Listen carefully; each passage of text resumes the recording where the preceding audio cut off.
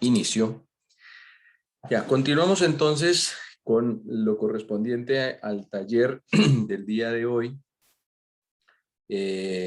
Dado que el profesor Gallardo tuvo un inconveniente, aquí voy a hacer esta primera introducción de la parte del taller y vamos a hablar de algunos temas prácticos de los incrementos de presiones, el módulo de deformación y el coeficiente de balasto.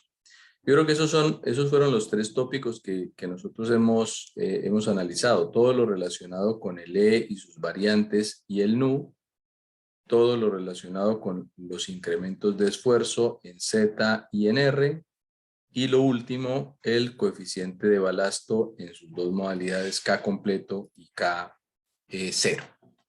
Entonces, en relación a los módulos de deformación, nosotros caímos en todos nuestros escenarios de hacer una valoración mediante preferentemente ensayos de corte triaxial, en las curvas drenadas principalmente, y acá con las pendientes y siguiendo toda esta parte procedimental, que voy a hablar ya algunas cosas al respecto, obtenemos los módulos de deformación cuando las condiciones no lo permiten, y también podemos o tenemos la vía de los ensayos de campo con los ensayos tradicionales, con las correlaciones que se puedan generar, o mediante los perfiles de velocidad de onda de corte y de velocidad de onda de compresión, si fuese el caso.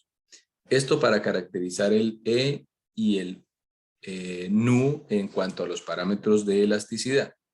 Hay que recordar también, y esto no es menor, y es que todos estos análisis, cuando nos centramos en E y en NU, corresponden al material continuo, homogéneo, isótropo y linealmente elástico que ya habíamos mencionado. Si nosotros nos quedamos cortos en cuanto a que la respuesta del suelo está muy por fuera de esa idealización, pues ahí necesitamos incorporar nuevas variables o las otras variables que ya conocemos, pero que hay que incorporarlas. Y ahí en ese caso, en términos de desplazamientos, pues tengo que incorporar el ángulo de dilatancia que me permite determinar las deformaciones o incorporar también las deformaciones plásticas del material, que también para eso lo vimos en su momento. Necesitamos un ensayo de corte triaxial en su versión también drenada.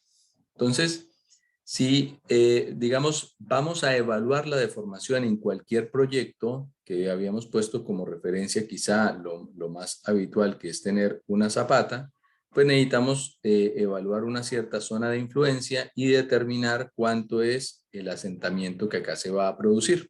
Pero también podríamos tener el desplazamiento en un corte o también tener los desplazamientos que se van a producir en un muro de contención, y en cualquiera de esos casos pues necesitamos evaluar el desplazamiento. No estoy diciendo con esto que nosotros nos vamos a quedar exclusivamente en que todo se analice con E y con U y punto. No, una forma de idealización del comportamiento del suelo, como también lo vimos en su momento, es evaluando esto como un comportamiento elastoplástico perfecto, donde claramente la curva original realmente quizá pasa por acá y viene por acá, y nosotros hacemos un estimado, digamos, de la respuesta en términos de una idealización del comportamiento. Entre más nuestra, digamos, línea original de medición se aleje de la idealización elastoplástica perfecta, pues nos va a recurrir a incorporar pues más parámetros en el problema. Pero para efectos del diseño, como nosotros restringimos los desplazamientos por diseño, quizás estamos en un rango que predominantemente lo podemos considerar elástico, y entonces en primera instancia y para diseño decimos ya, perfecto, el E y el NU pueden llegar a ser válidos, ¿ya?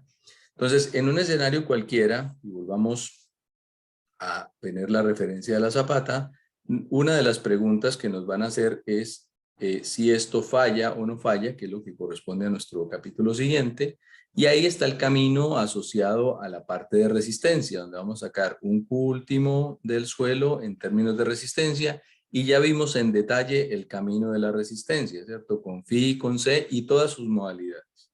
Pero ahora estamos centrados en que nos van a preguntar por este delta, la deformación, que entre otras cosas se simboliza con el S de asentamiento en inglés, Y entonces aquí también vamos a calcular una carga que quizá también es última, pero en condición de servicio, ¿cierto? De servicio. Lo que vamos a decir es cuánto es la carga que yo puedo imponer a mi sistema para que no supere un cierto nivel de asentamiento. Por lo que nosotros necesitamos conocer esa deformación. Y entonces aquí nos abre el mismo panorama. Bueno, ¿qué es lo que necesito checar? Que para un cierto nivel de carga, yo sé que dependiendo de si esto es rígido o flexible, aquí va a haber una distribución de presiones que es diferente. Y ya habíamos mencionado, rígido y flexible, y habíamos de manera muy generalizada, pero habíamos metido como casi que todas las zapatas en el camino o en el escenario de los rígidos, y las losas en el semialgo, ¿cierto? Semirrígido o semiflexible, y entonces ahí nos da el camino para calcular las distribuciones de presiones. Ahora, nosotros ya teníamos también un análisis de deformaciones, porque teníamos los asentamientos por consolidación, si es que esto estuviese saturado, y estamos hablando de que el suelo es arcilloso o por lo menos limoso con un cierto contenido de finos arcillosos. Entonces ahí tenemos el camino de la deformación por consolidación, que es la que depende en el tiempo.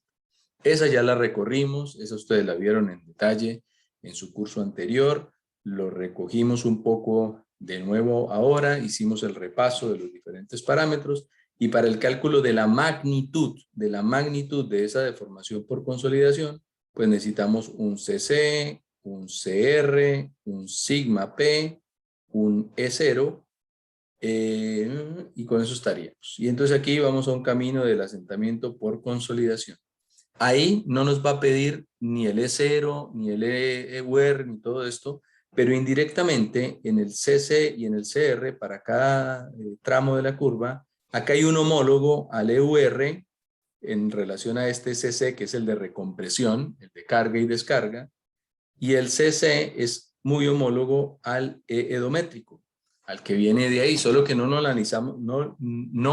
analizamos de esa manera, porque en consolidación pues hay una teoría propia, la teoría de consolidación de Terzaghi, y a partir de acá entonces calculamos tiempos de consolidación y magnitud de esa consolidación. Esto en el camino consolidación, arcilla saturada o limo con contenido arcilloso saturado. Y ahí habría un camino de la deformación. No sé si hay una pregunta hasta acá que empiezo yo a alargarme y no sé si tienen alguna duda.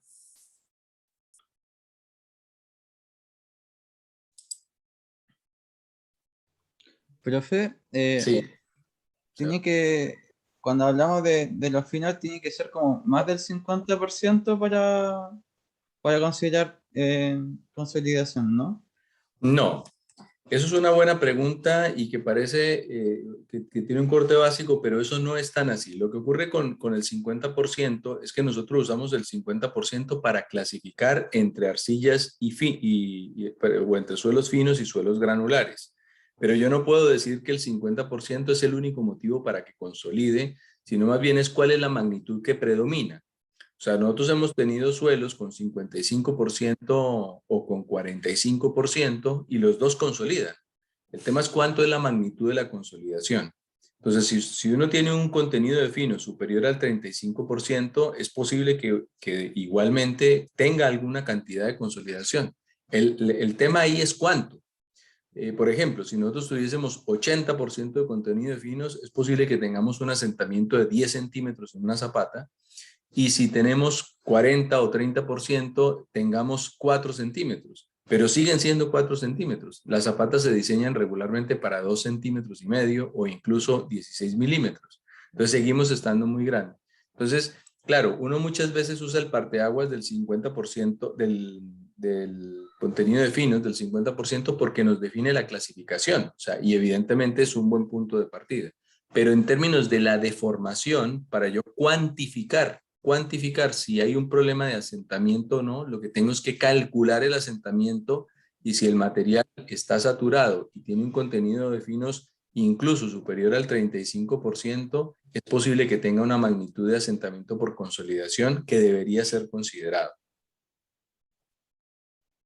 Ah, ya. Y como calcular el tiempo también, porque si hubiera mucho granular, ahí ya sería como, no, sería compresión más que nada. Exactamente. Uno puede verificar, como en todo, si tengo el dato, pues lo verifico, ¿cierto? Porque son 2 segundos en una relación y me voy a dar cuenta de que si es muy granular, posiblemente el tiempo sean unos cuantos meses y si es muy arcilloso, ya el tiempo pueden ser unos cuantos, pero años, ¿cierto? Y ahí empiezo, digamos, a hacer el matiz, por lo que yo no puedo descartar. Sino que efectivamente el impacto que tiene la consolidación en un suelo arcilloso o en un suelo fino es muy superior al impacto que tenga material granular. Entonces, a medida que tenga más material granular, pues menos impacto de esas variables va a tener. Pero nos ha pasado situaciones, por ejemplo, pasa acá que la primera capa de este suelo maicillo que les menciono que está presente en gran parte de la región y que ustedes la pueden identificar porque hay una primera capa rojiza, de ahí le sigue la capa rubia, o sea, primero es una capa orgánica, la oscura negra con raíces, de ahí le sigue una rojiza y otra un poco más rubia. Esa rojiza muchas veces no alcanza a dar arcilla, da arena arcillosa, en algunos casos rayando en limosa, y uno le hace un ensayo de consolidación y marca consolidación igual, porque se puede producir el fenómeno. Entonces, claro, hay que tener cautela con el 50%, que siempre es un buen parámetro de referencia, pero no es como que yo tenga, si tengo 49 ya no pasa nada de una cosa y si tengo 51 ya no pasa nada de la otra, porque físicamente obviamente así no opera, pero para efectos de clasificación sí lo usamos como referencia.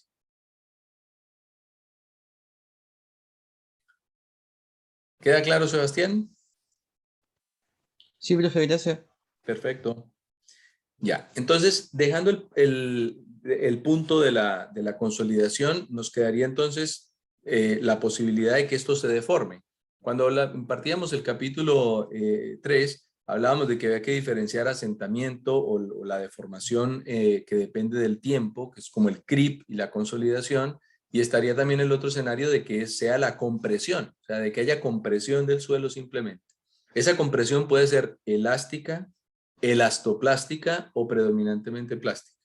Para efectos del diseño, si nosotros calculamos la curva carga-asentamiento de esa zapata, y decimos ya cómo es que esto se va a asentar, es posible que nosotros tengamos, o sea, estemos buscando restringir al máximo todo el comportamiento. Es decir, ya, si este es el comportamiento real de la zapata, y por acá, no sé, ahí vuelvo de referencia 10 centímetros, es posible que nuestro diseño lo tengamos que restringir por acá, ya a los 2,5 centímetros o a los 16 o a los 1,6 centímetros, que son los valores referenciales que posteriormente vamos a ver en el siguiente capítulo para diseño. Entonces, por eso y por ese motivo solamente es que la linealización o la idealización de un comportamiento, y voy a usar la palabra como semielástico, en un cierto tramo puede desde el punto de vista práctico cobrar sentido. Entonces uno dice, ah, perfecto, voy a hacer un análisis elástico en ese tramo para efectos del diseño. Si lo que yo tengo es una situación del comportamiento sea muy altamente no lineal o yo necesite evaluar un gran recorrido de la deformación, no puedo quedarme con E y NU solo, me voy a quedar corto, tengo que incorporar los otros parámetros que me permiten incorporar la deformación elastoplástica, o sea, con elasticidad y plasticidad, e incluso evaluar la posibilidad de hacer un modelo numérico que incorpore el hardening que por allá veíamos hace algún tiempo, ¿no? Entonces, eso es cuando yo ya incorporo todas las deformaciones que hay allí involucradas. Entonces, si nosotros, aquí tengo de la clase anterior, borrar esto acá. Entonces, si nosotros tenemos esa misma, digamos, zapata en la cual puede haber posibilidad de que haya un asentamiento, una alternativa, y esto es bien importante, es hacer una evaluación en el rango elástico y debería entonces evaluar mis parámetros de elasticidad en una cierta zona de influencia. Entonces, ¿dónde o hasta dónde llega esa zona de influencia? Pues ahí entran los criterios de los incrementos de presiones. Si yo tengo una zapata con determinada rigidez y quiero hacer la evaluación del asentamiento, y bueno, ¿hasta dónde evalúo las propiedades del suelo? Pues ¿hasta dónde las evalúo? Para eso tengo que calcular un I, que sabemos de antemano que 2 veces B a 4 veces B, siendo B esto, el ancho más corto de la fundación, es como la zona donde se distribuye más o menos el 70% de la carga. O sea, toda la concentración de carga en un 70% va a estar dentro de este rango. Ahora, si yo quiero hacer una valoración más precisa de que para este ancho B, para esta geometría de fundación continua o rectangular, hasta dónde llega la influencia del 70 o del 80%, o sea, el 20 restante, pues calculo los incrementos de esfuerzo hasta esa profundidad y digo ya, ¿a qué Z o a qué ZR o X se produce un incremento de esfuerzo menor al 20%? ¿Ya? O sea, que el I sea menor al 20%. Y ahí yo puedo definir mi zona de influencia, Para efectos prácticos, en el diseño de fundaciones es muy habitual usar esto. Y entonces esto se usa, y ya lo vamos a recordar en el siguiente capítulo, esto se usa para zapatas con forma cuadrada, y este se usa para zapatas que son continuas, o sea, zapatas muy largas respecto de su ancho. ¿Ya? Y voy a hacer un mono mejor, que esto quedó todo chueco aquí, pero digamos que esto sería como una zapata, supongamos que esa es cuadrada y otra zapata muy, muy larga. Eso lo vamos a ver en detalle cuando estemos haciendo ya el diseño de la zapata, pero para que tengan de referencia esto. Entonces, en esta zona es donde a mí me interesa, y aquí es donde vinculo las dos cosas, el I, el factor de influencia que hemos visto, y en esta zona es donde me interesa evaluar mis parámetros de deformación. ¿Cuáles? Bueno, si estoy en rango elástico, pues el E y el NU. ¿Y qué va a ocurrir? Que voy a tener varios E en profundidad. ¿Por qué? Porque ya me dijeron que el E es función de sigma 3. ¿Cierto? El E es función de la expresión de confinamiento, no es un valor constante. Entonces yo debería de elegir un E acá, un E acá y un E acá. Entonces, bueno, y tengo la duda de si es mi E inicial, si es mi E, porque al margen de todos los que hemos hablado, desde el punto de vista práctico, pues uno va a tener regularmente E0, EUR y el E medio o E50 o como le queramos llamar. Hay más como lo hemos visto, pero digamos de manera referencial, eso es lo que tenemos. Entonces acá tengo una zona donde estoy cargando monótono creciente, no estoy haciendo ninguna descarga y demás, entonces yo podría decir, bueno, el E, y estoy en un rango de zapatas, que recuerden está lejos de la condición de deformación máxima, perdón, de módulo máximo, que es a muy baja deformación. Era lo que veíamos cuando poníamos esta curva, ¿cierto? En esta curva, las zapatas estaban como por acá. Entonces yo puedo decir ya, me quedo con un valor del E, y entonces aquí voy a buscar determinar un E acá, un E acá y un E acá. Si viene de un ensayo triaxial, pues cada una de estas zonas la simula la presión de confinamiento y podría efectivamente para cada presión de confinamiento estimar un E acá, un E acá y un E acá. Y si viene de un ensayo de CPT, por ejemplo, también podría con el valor del N estimar un E acá, un E acá y un E acá o dentro de la zona de influencia que sí consideremos allí. Y ahí entonces voy a definir un valor de E o un juego de E, o sea, como un pequeño perfil de módulos que yo debería incorporar posteriormente para el análisis del asentamiento y que va a depender del método que usamos para el cálculo del asentamiento, el cómo le daremos un uso. ¿Alguna pregunta? Creo que tenía una pregunta en el chat. Pero adelante. ¿Quién me habló? Sebastián, no alcancé a ver. Sí, sí, profe, era lo que le había escrito. Sebastián, El era usted mismo, sí. E, sí. El E no estaba en función del esfuerzo desviador. Sí, es en función del esfuerzo desviador para el cálculo en el ensayo triaxial.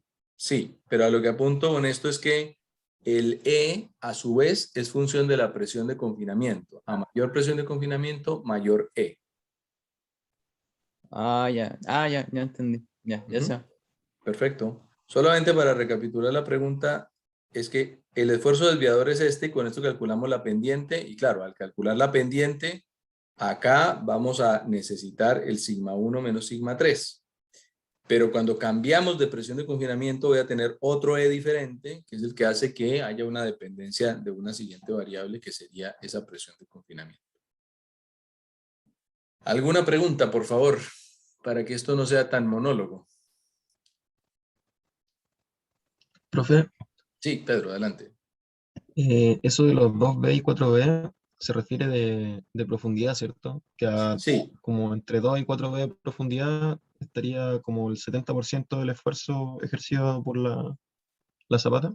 totalmente medido desde la base de la zapata o de la base de la carga. Ya. Muchas gracias. Perfecto.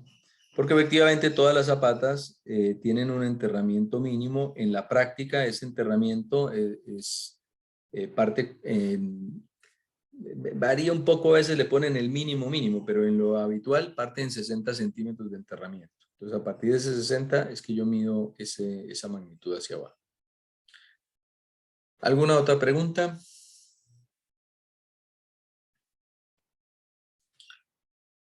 Entonces, teniendo ya claro la determinación de los parámetros que involucran en el problema, pues va a haber alguna fórmula que me diga asentamiento igual a algo que va a ser función del E, si es que estamos calculando un asentamiento elástico, y que va a ser función del nu, y evidentemente va a ser función del ancho de la fundación y del enterramiento que acabo de mencionar, bueno, y de la forma de la zapata, o sea, del B y el L, digamos. ¿Ya?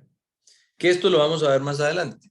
Pero es que muchas veces, independiente del método, porque de ahí el método es una fórmula. O sea, meter los datos a una ecuación no es que no debamos de saberlo hacer bien, pero en últimas pasa a un segundo plano si yo tengo conocimiento de lo que una ecuación de elasticidad o que se basa en elasticidad debe de involucrar, independiente de la forma de la ecuación, sé que tiene que tener esto.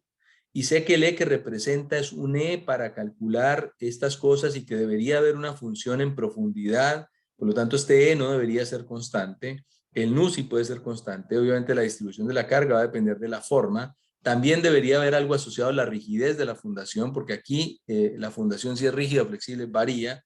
Entonces, lo que ustedes esperen de la ecuación, independiente del método, uno lo sabe antes si hay claridad respecto de la respuesta. Saber sobre una metodología no es saber qué variables están en la metodología, es más bien saber la influencia que cada uno de ellos tiene en el problema. Por eso cuando uno hace los ejercicios y dice, quiero soltar la mano no es meter 5 veces los datos en el problema, más bien es que en la ecuación que ustedes tengan identificados, ya voy a poner el menor valor del de su F. ¿Qué pasa cuando el de su F es 0? Ahora, ¿qué pasa cuando el de su F es 5 metros? Y ahí empiezo yo a darme un orden de magnitud y esto varía muchísimo. O sea, este tiene una influencia muy grande o no, la influencia más grande la tiene el B. Esto al margen de la ecuación. Por lo que dominar una ecuación o un método, y esto no tiene que ver con mecánica de suelo, sino en general en ingeniería, es tener claridad respecto del impacto que tienen las variables en el método que estamos usando. No en conocer la ecuación. La ecuación la tenemos programada en un Excel. Pero si yo ni siquiera tengo conocimiento claro de que si a mayor de esto, menor de esto otro, pues claramente o muy fácilmente puedo cometer errores, por omisión. No me doy cuenta de que, sí, pero es que varié esto y me bajó lo otro y eso no tiene ningún sentido. Por eso es que hablamos de la tendencia y nos concentramos en toda esta primera etapa, de decir, a mayor ángulo de fricción, menor de no sé qué, a mayor tal de esto, menor de esto otro. Toda esa tendencia tiene que ver con el comportamiento y la respuesta que nosotros estamos esperando y las variables que deben de estar allí involucradas. Lo mismo ocurre cuando yo no puedo incorporar por temas prácticos o por temas técnicos alguna variable. ¿Qué pasa si yo no incorporo la no linealidad en el suelo? Entonces, ya, si no incorporo la no linealidad en el módulo, pero me han dicho que los suelos tienen o este comportamiento o este comportamiento. Entonces me dicen, bueno, si estoy en este, el trabajar con un único E no es tan grave, como que más o menos ticket. Pero si estoy en esto, donde quizá el E pase es por acá, le que quede todo esto por fuera. Entonces como que ahí no es tan bueno. Entonces, y eso tiene que ver con la respuesta. Entonces ahí en este caso digo, bueno, ¿cuánto es el nivel de deformación que se está generando en esta zona? ¿Será lo suficiente como para que yo pueda aproximar linealmente? Y todo eso tiene que ver con las aproximaciones que yo defino como diseñador. Pero para poder definir eso, tengo que tener absoluta claridad de la tendencia y la implicancia que tienen los parámetros en un problema determinado. Y nosotros partimos principalmente con las relaciones de esfuerzo de formación o de deformación volumétrica versus deformación axial, que es lo que nos permite evaluar las tendencias de los parámetros. Pero esto solo no sirve de nada. Esto solo lo tengo que ir a meter en el problema determinado, en la zapata, en el talud o en el muro de contención, solo por mencionar, digamos, los casos que regularmente hablamos en el alcance de este curso. Entonces, ese punto es fundamental. El método aprender una metodología en términos matemáticos en las condiciones y con el nivel de preparación que ustedes tienen es lo más simple de todo. O sea, que me digan qué es lo que va en una ecuación, eso no va a tener ningún perjuicio. Pero es justamente las tendencias lo que implica una mayor, digamos, criterio, un mayor criterio de diseño al momento de enfrentarnos a un problema determinado. ¿Alguna pregunta?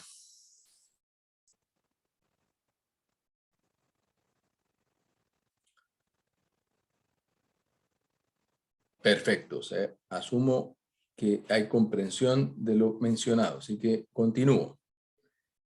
Teniendo entonces todas estas variables, ustedes van a ir a calcular un factor de influencia, eso lo van a ver mañana en detalle, recordando lo que ustedes ya vieron en cierto punto en geotecnia para el tema de los incrementos de esfuerzo para cálculo de asentamiento, pero en cualquier caso es calcular un I, por eso hablaba en la mañana de que hay que identificar muy bien el caso, pero meterse allí en esas ecuaciones que a veces se cometen errores porque uno metió el R donde era el X, qué sé yo, cosas que pueden ocurrir, pero ahí en términos generales es relativamente simple. Aquí lo que yo necesito entonces es tener claridad de las zonas de influencia y de los parámetros que requiero en el problema determinado, si es que vamos a hacer un análisis elástico, y si es que no, decir, no, mire, yo recomiendo que acá se incorporen más variables y que hagan otro tipo de análisis incorporando plasticidad, porque a mi juicio y criterio profesional debo de incorporar estas otras variables que pueden estar condicionando completamente el diseño. Teniendo los parámetros claros y la selección clara de esto, vamos a ir a una ecuación donde nos va a decir asentamiento igual a tal cosa. Fin. Hasta ahí debemos de tener claridad de esto con respecto de las zapatas, si es que estamos en este escenario. También podemos tener otros tipos de situaciones en las cuales también se requieren hacer algunas valoraciones. Creo que los cortes o las estructuras de contención que llevan cortes, digamos que en este caso tengamos que sacar este material o un talud en el que debamos perfilar esto para sacarlo, hay un tema de recuperación elástica que al retirar material se va a generar. O sea, yo quito material y hay una recuperación, la misma recuperación que ustedes ven cuando hacemos esta descarga y funcionamos acá. Esto que está acá, esta deformación que estamos acá registrando es lo mismo que estaría ocurriendo acá. La deformación por recuperación que es predominantemente elástica. Entonces, la verdad que métodos analíticos o determinísticos con una ecuación que yo diga recuperación elástica igual a tal cosa, no los hay.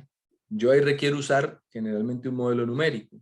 Pero si vamos a hacer una representación numérica de un caso de este estilo, vuelvo a lo mismo. Yo podré no necesariamente tener conocimiento pleno de cómo es el modelo numérico, pero sí sé que el E que estoy usando acá no es el que debo usar acá, por lo menos en el proceso de descarga, porque sé que esto se carga y se descarga con una pendiente que es muy diferente a esta pendiente media que estamos incorporando acá.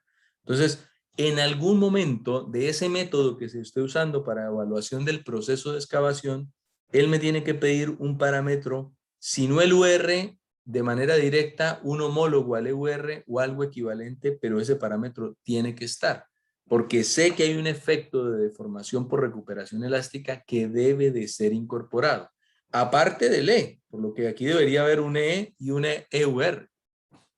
Y si eventualmente este análisis, ya sea para el muro, el talud o el muro de contención, se le va a incorporar un análisis dinámico, entonces adicionalmente a esto yo le tengo que incorporar el E0 o estrictamente hablando el G0, que es el parámetro que me permite incorporar la deformación de corte que se puede producir en el material. Y esto principalmente para análisis sísmicos. Entonces, la identificación de los mismos parámetros que estamos viendo tiene una repercusión directamente en lo que nosotros posteriormente vamos a hacer. Si yo uso un E incorrecto acá, pues lo que va a pasar es que esto se va a recuperar con una pendiente mucho menor y en este caso entonces la deformación va a ser altísima y es casi como que si esto va a echar para arriba en lugar de echar para abajo, lo cual pues no tiene mucho sentido.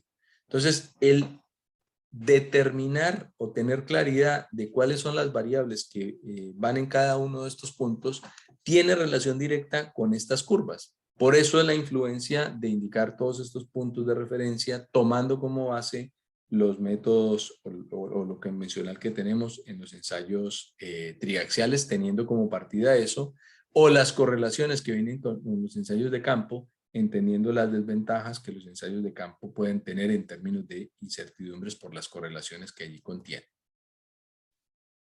¿Alguna pregunta? Sí, profe, yo me perdí Sí, un Sebastián. poco con cuál es ocupar para cada caso. E medio, EUR. Fin. ¿Cómo? E medio, no sé si ve mi mouse, si ve mi E medio, EUR, ¿Ya? zona de descarga. Nada más que eso. Si voy a Ah, ya. analizar descargas de algún tipo, EUR. Si voy a analizar solo descargas. Si voy a analizar descargas y cargas, entonces sería EUR y el E.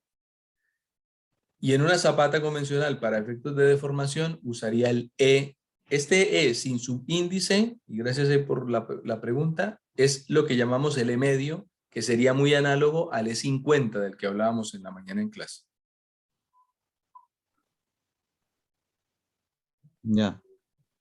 Ya, Y gracias, los profe. análisis dinámicos se le incorporaría cuando correspondieran los parámetros también que le llamamos dinámicos, que son a los de muy baja deformación, que sería el E0 y el G0.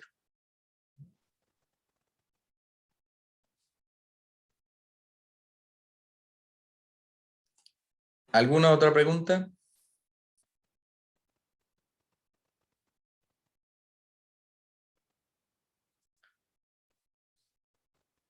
Con respecto al coeficiente de balasto, bueno, de hecho ya estamos acá terminando, no hay preguntas, se avanza rápido, no se retoma tema así. Con respecto al coeficiente de balasto, que era uno de los puntos que estábamos hablando al término del capítulo, este parámetro tiene unas ciertas desventajas, pero tiene unas utilidades directas para efectos del diseño estructural. Para cálculo, el suelo lo reemplazan por un resorte que tiene una cierta rigidez. Esto es en el modelo más simplificado. Esto puede ser un resorte y también un amortiguador, y ahí empiezan a ser modelos más robustos, pero en lo habitual se calcula de esta manera, incorporando ese coeficiente del que hablamos en la mañana. Este coeficiente de balasto depende obviamente del L, del B y de los parámetros de deformación del suelo. Los que sea que correspondan a deformación, esto analizado en un rango elástico debiese ser el E y el NU. Eso es lo que estaría allí incorporado. Entonces, habitualmente se hacen unos ensayos de placa de carga, que son los ensayos que vimos y que permiten calcular el K sub 0. Ahora, dejando eso por un momento, este coeficiente entonces lo que hace es reemplazar el suelo por un material con un resorte con un K equivalente, por lo cual a un cierto nivel de carga, para cálculo se puede hacer una estimación de esta deformación. Este coeficiente que le llaman de balasto fue creado por allá hace como en los años 40, y el término balasto se refiere a las piedras, porque las piedras que se usan bajo los durmientes de los ferrocarriles, pues se les llama balasto, y el diseño de esos rieles y los durmientes de los ferrocarriles se hacían con un coeficiente. Entonces ese factor se le acuñó, dijo, un coeficiente de balasto, ¿ya? Que es una de las traducciones, pero muchas veces también le llaman el módulo de reacción, y en el caso de pavimentos, el módulo de reacción de la subrasante. Pero fue usado realmente para hacer el diseño de los durmientes en los ferrocarriles. Entonces, como ese coeficiente de reacción no es un módulo, como el módulo de elasticidad que tiene unidades de FL-2 que mencionaba, sino que es FL-3, o sea, es como si yo dijera el esfuerzo que se está generando en un punto dividido el asentamiento que produce ese esfuerzo. Entonces calza con la constante K del resorte, y entonces se incorpora de esta manera como parámetro de referencia. Como determinar esto en función de los parámetros elásticos puede llevar a tener alguna aproximación metodológica, entonces una alternativa es hacer la medición del ensayo de placa de carga en una placa de 30 por 30, que es lo que veíamos en la mañana. Cuando yo hago el ensayo en una placa de 30 por 30, lo único que estamos haciendo es una curva así, nada más que eso. solo que a un cierto nivel de asentamiento y calculando un esfuerzo desplazamiento, no deformación, sino desplazamiento, sigma versus desplazamiento, yo obtengo un coeficiente que le ponemos el 0 asociado a los 30 centímetros de la placa. Claramente, como el K depende de la geometría de la zapata, si yo lo hago en un ensayo con una placa de carga de 30 por 30, pues obviamente este es el K que produce esa placa y por eso le pone el 0 hablando de un valor referencial. Pero el diseño de mi zapata, en particular, mi zapata tiene X geometría. Entonces, como mi zapata tiene una geometría determinada, y ahí es donde mencionaba, donde se trae a colación las zonas de influencia que mostraba en una figura en las diapositivas. Una placa de carga va a tener esta zona de influencia, una zapata va a tener toda esta zona de influencia. Obviamente el K, al depender de la geometría, voy a tener un K acá y otro K acá. Entonces, para pasarme o para considerar el efecto de la forma de la zapata en cada una de las situaciones, entonces yo voy e incorporo la geometría de la fundación en el caso de la zapata más grande. Uso el valor de referencia, pero si digo ya, ¿cuál es el K vertical, el coeficiente vertical de mi zapata? De mi zapata entonces es el K0 que medí en la placa, más el B, perdón, por el B más el B0 partido por 2B al cuadrado que veíamos. Esto si el suelo es granular, porque sabemos que hay una diferencia en la reacción en la base de la zapata, que lo vimos también, cuando el suelo es granular, o cuando tiene otro comportamiento. Y si el suelo es cohesivo, entonces dice, bueno, es el mismo K0 o el K0 que hemos registrado por el B0 partido por B. Y si adicional a esto, el material tiene una geometría no rectangular, perdón, o no es circular y no es cuadrada, entonces tengo que aplicarle un factor de corrección por forma y ese coeficiente de balasto es igual al 2 veces K sub B que obtuve anteriormente por 1 más B partido por 2L. ¿Ya? Y eso es lo que obtendríamos. Este KB, digamos, es el KB en la condición de zapata cuadrada o zapata circular. Estos son fórmulas que provienen de lo que se denomina la teoría de Winkler o incluso aproximaciones que tienen vinculado teoría de la elasticidad. Pero si yo tengo claridad, y volvemos a lo mismo, perdón que no había visto acá la pantalla, Pedro tenía una pregunta. Eh, eso, no sé si entendí bien, eso que se modela como un elástico, o sea, como un resorte al suelo ¿Sí? y sale una constante K, estaría haciendo como ese ensayo de carga que se hace, estaría como encontrando la constante elástica, por decirlo, en Exactamente. esa simulación del suelo. Tal cual. Es una idealización de la constante reacción elástica del resorte equivalente. O sea, yo reemplazo el suelo por un resorte. Ah, y eso sería el K0 antes de calcular el KB. ¿Ese K0 también depende de la geometría de la zapata o es constante dependiendo del tipo de suelo y varía el KB?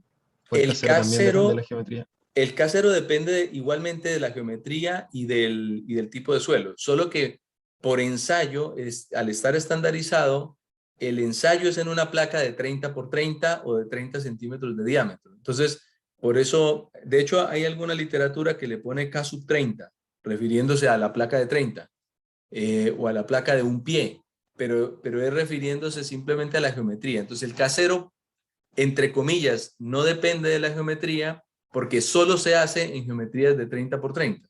Pero pues depende obviamente de si yo usara una placa con otra geometría, debería de modificar ese valor porque es el esfuerzo dividido el asentamiento. Ah, ya, profe. Ahí me quedó súper claro. Perfecto. Buena observación.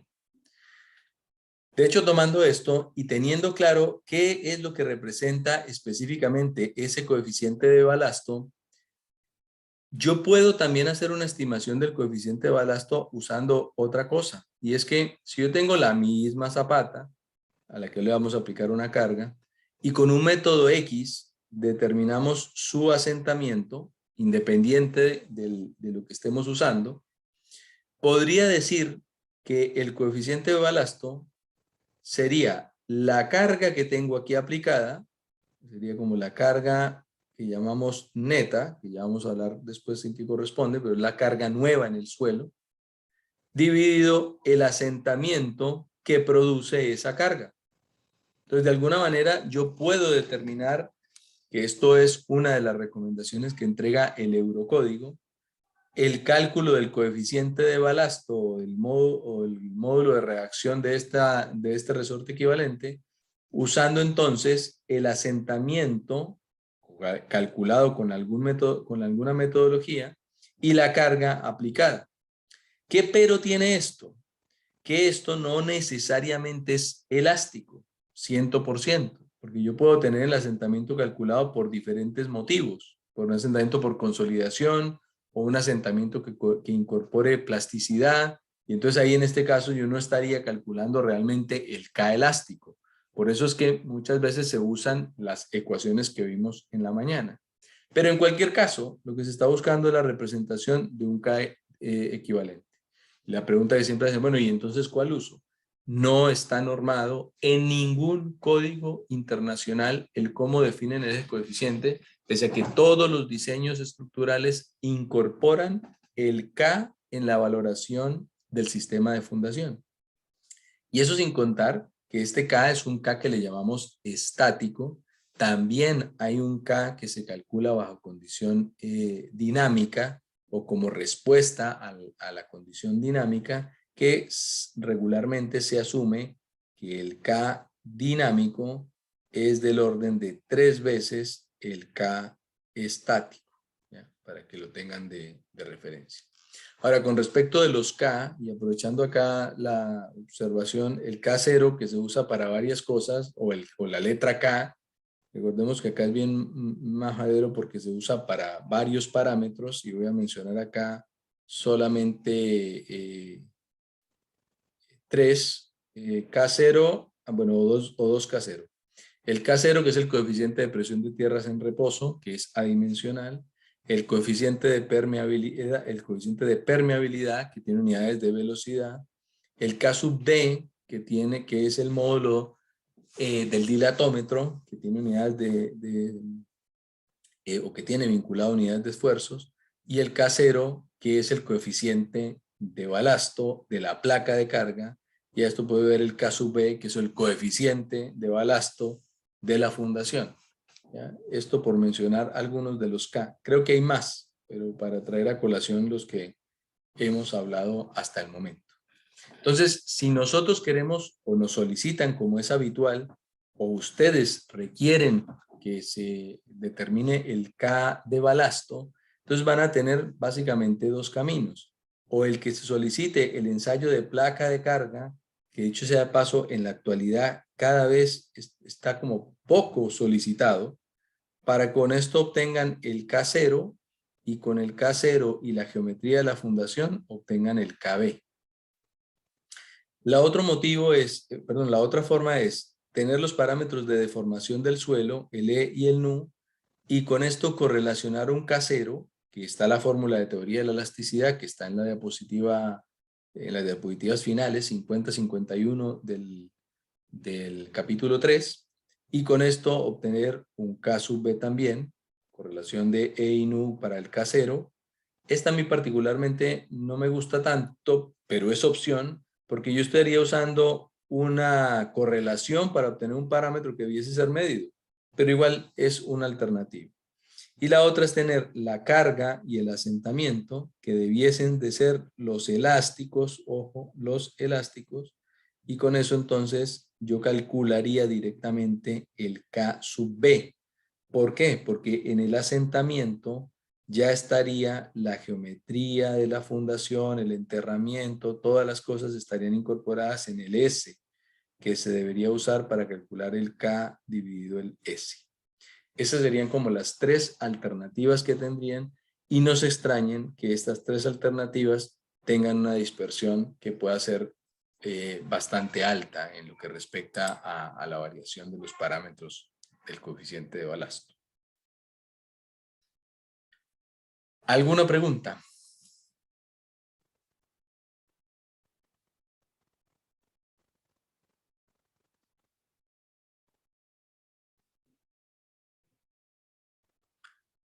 Perfecto. Entonces, al tener claridad, ahora pregunto yo.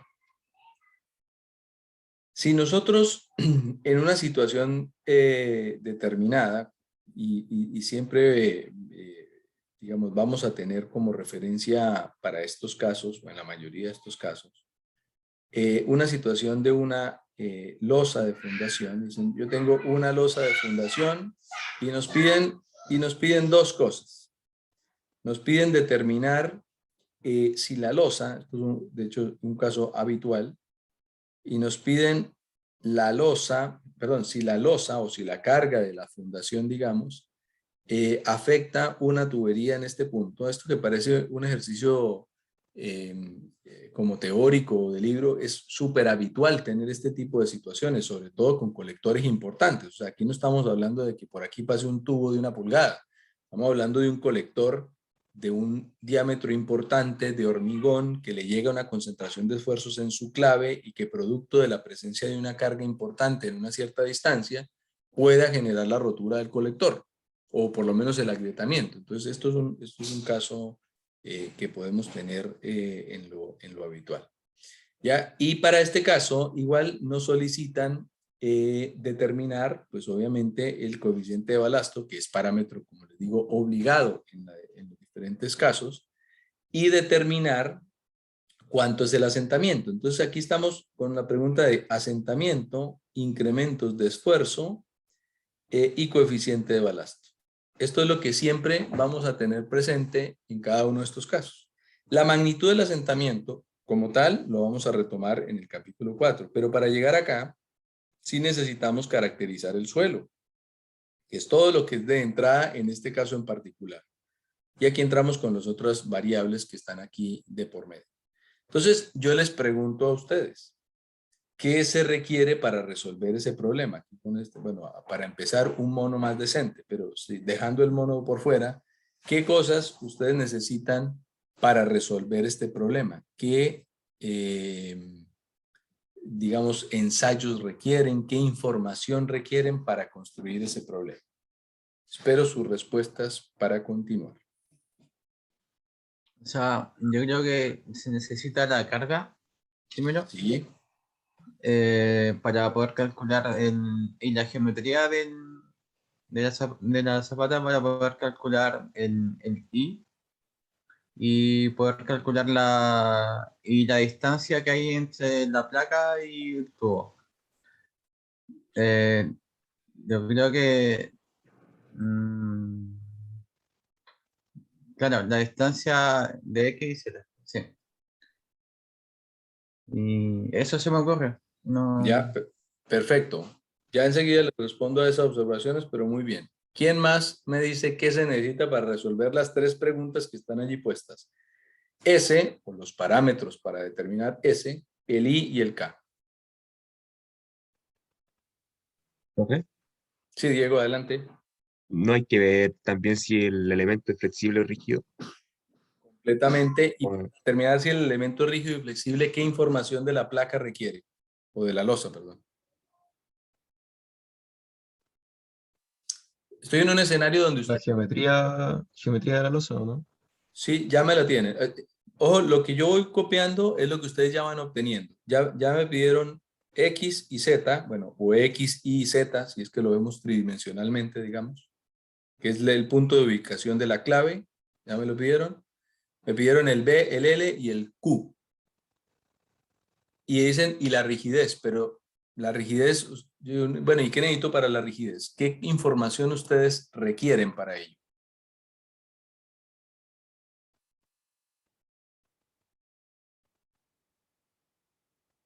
Espero sus... Juan. Puede ser el módulo de elasticidad. Sí, me pueden decir la materialidad de esta losa, ¿cierto? Entonces uno dice, bueno, el módulo del hormigón, un HX que nos den, sí. ¿Qué más? datos de ensayo triaxial, ¿puede ser, profe? Para el cálculo del K. Sí, sí se necesita, pero recuerda que aquí la información es bien específica. ¿Qué ensayos y por qué? Bueno, no me tienen que explicar el por qué ahora, pero digamos qué ensayos. Pero falta lo de la losa, porque quiero ir completando la rigidez de la losa. Ustedes tienen el E, el B y el L. ¿Qué les hace falta?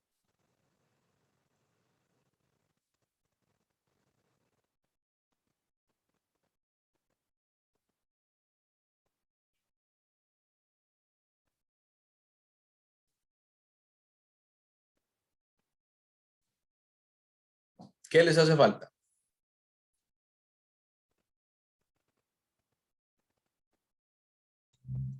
Eh, la relación BL, o sea, si L es muy grande con respecto a B, puede ser considerado rígido o flexible.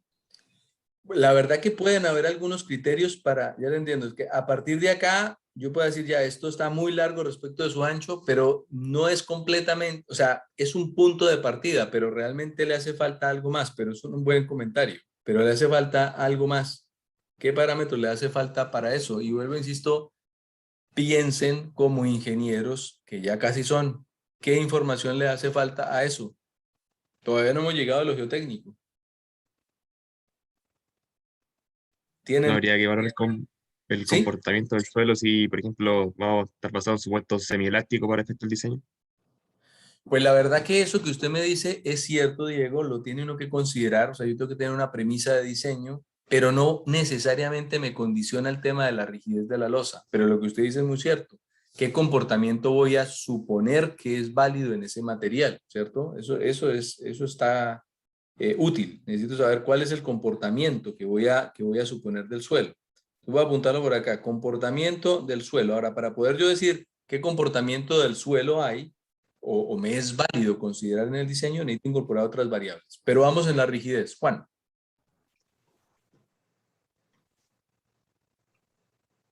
¿O quién me abrió el micrófono?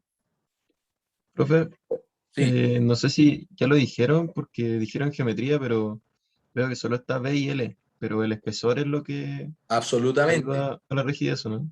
Exactamente. Necesito el espesor. La geometría es B y L, el área en planta. Necesito el espesor y con esto yo puedo ya estimar si el material es rígido, la fundación es rígido o flexible, o eventualmente incluso el mismo método del asentamiento es posible que me permita incorporar esas variables. Así que yo ya tengo el cuadro de rigidez completo. E, B, L y el módulo. Ticket con la rigidez. Es decir, yo con eso debo usar algún criterio que me lo dirá ACI o algún criterio en particular y digo la fundación va a ser rígida o flexible. Ticket de allí porque yo necesito es ponerle el R o el F, digamos, y ya está. Por el momento me refiero. Ahora, Sebastián me decía, necesito la carga. La carga no necesariamente se necesita porque la carga también puede ir, sino que eso hace parte del capítulo siguiente. La carga es justamente lo que yo puedo a veces imponer. Entonces yo puedo decir ya, para garantizar de que esto se deforme X centímetros, ¿qué carga se va a producir?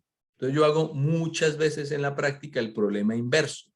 La carga la necesito, pero realmente no es un input, es como un output intermedio, porque yo mismo la calculo para hacer el cálculo posterior.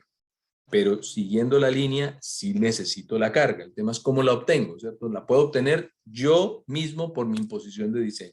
Así que la carga yo la puedo tener allí directamente. O sea que en eso estamos correctos. Me dijeron los triaxiales y el comportamiento del suelo, pero ¿qué cosas específicamente lo que necesitan ver de allí para poder obtener los parámetros que ustedes van a incorporar en el asentamiento? Y vuelvo, insisto, con la fórmula. La fórmula le meto los datos y ya. Es qué necesito para construir esto. Del triaxial se pueden obtener los módulos de deformación necesarios. Sí, sí, módulos de deformación, pero ¿qué tipo de triaxiales harían y por qué? Y antes del tipo de suelo, ¿qué es lo primero que ustedes se tienen que preguntar o ver o buscar dónde está esa información? Del suelo, ¿cuál es la base que ustedes van a ir a mirar en su enunciado o en su problema práctico estando parados en terreno y dicen, bueno, ahorita que tengo que ver aquí, lo que incluso puedo identificar o mando a identificar. Pero ¿cuál es el punto de partida? Creo que hay dos, El tipo ¿sí? de suelo. Tipo de suelo, Tiene, absolutamente. ¿Y cuál es el otro punto que hemos hablado, creo que insistentemente, que condiciona completamente todo, junto con el tipo de suelo?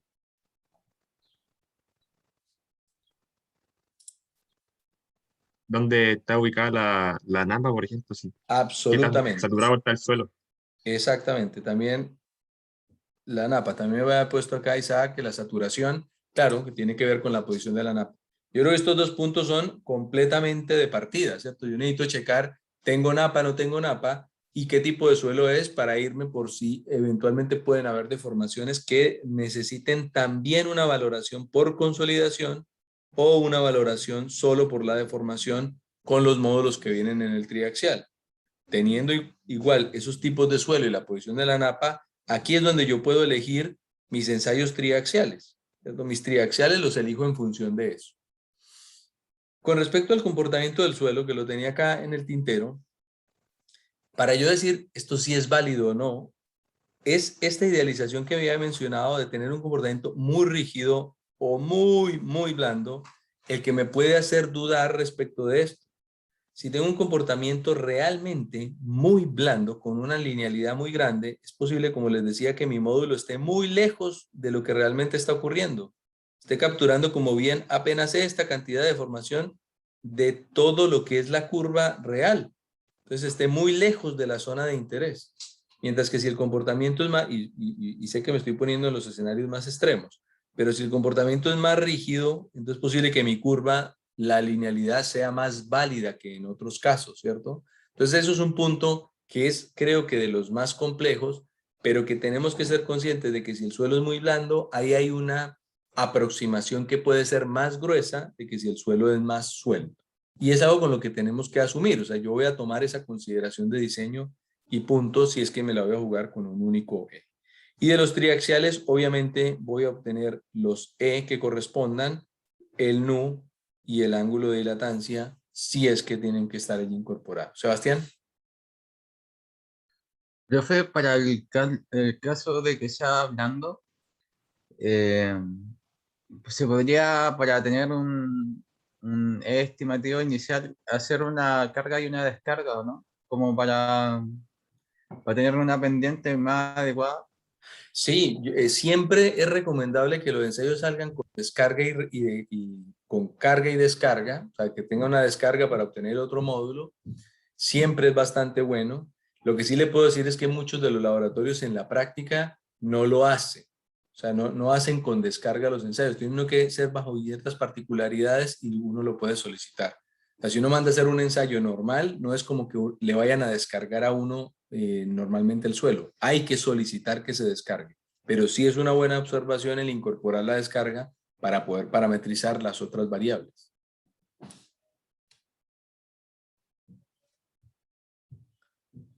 ¿Alguna otra pregunta?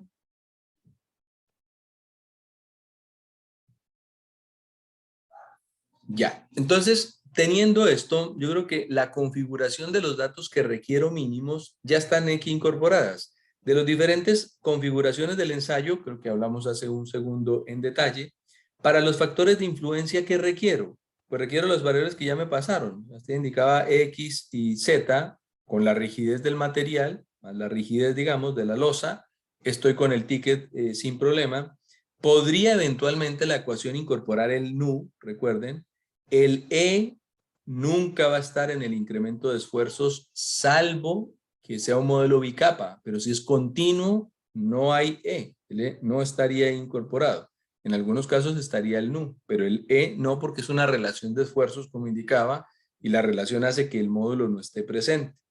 Y con respecto al K, aquí uno podría decir, bueno, me voy con teoría de la elasticidad o mando a hacer un ensayo de placa de carga, y en los caminos los que mencioné hace un ratito, ¿cierto? Con el K0 o con el E.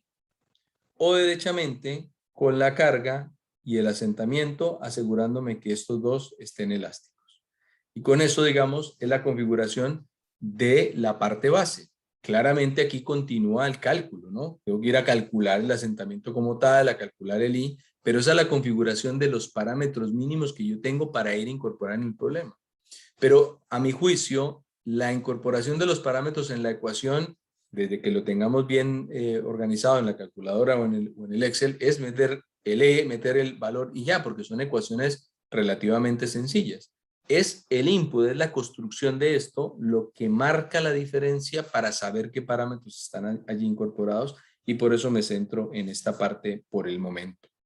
Mañana en detalle van a retomar con el profesor Gallardo, como indicaba, los ábacos y algunas recomendaciones también para los cálculos de los módulos de deformación, y con eso terminaríamos este capítulo para empezar el día miércoles con el capítulo de capacidad de soporte, o más bien de diseño de fundaciones superficiales.